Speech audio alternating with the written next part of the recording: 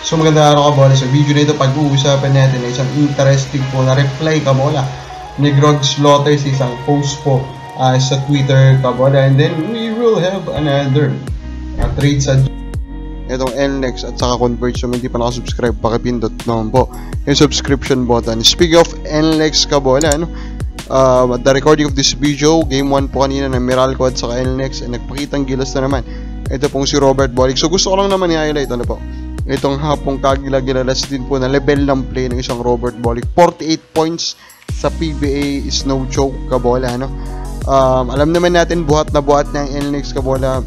Almost siya na po kabola, yung nag-carry into a victory sana, He was really hot kabola, he was unstoppable, and it was fun, entertaining kabola to watch him do the things that he does kabola.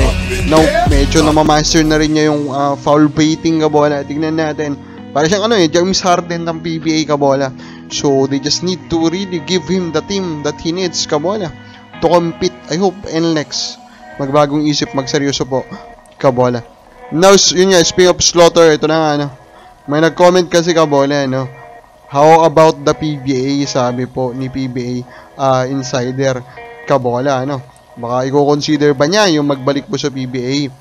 And then sabi po ni Greg, nag-comment siya, no thanks kabola. Two words kabola, and of course it means a lot. It means a lot kasi we're talking about former star player of the PBA. You love him or hate him, Slaughter was a star player in the PBA, diba kabola, especially when he was playing for Ginebra.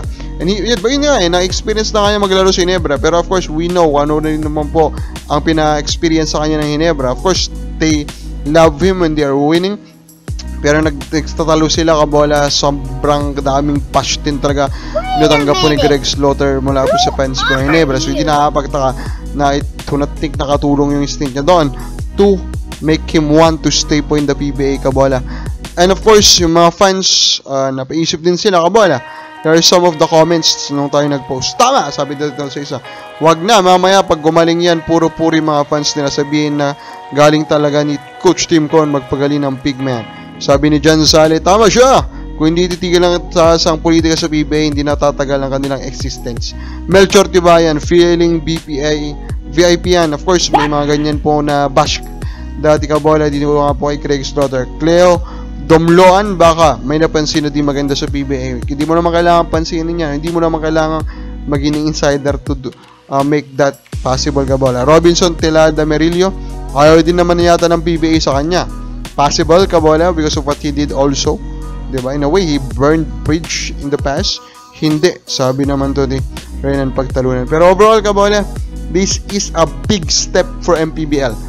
The moment he plays in the MPBL, this is now a fact. Hindi na po sa PBA naglalaro yung tallest professional basketball player na dito lumaki or nag-college kabola sa Pilipinas. It will now become MPBL. And of course, fans will be very curious to see how a 7-footer who should have at minimum 6 inches advantage sa mga makakarap niya sentro doon, maliban ko nandun si Balcazar kabola, and I think a 2 more po na 6'9 kabola. He will have a clear advantage, size advantage. Can he become a Greg Sila kabola in the MPBL? Now, ito na yung atin pong sausages po na trade. Rishi Rivero kabola, ay hindi po yun ang atin pag-uusapan, kundi siyang bot, diba? So pinakamainit po na pangalan dito po sa trade rumor mill this past few months. And next daw made an offer, and I think this will be a perfect trade between the two teams. Converge will get 2025 first and Enoch Valdez, a second round pick of NLEX. And of course, NLEX will get Ambot. Of course, Ambot, wala talaga napatunayan masyado sa Converge kabola. Pero I think the promise is still clear.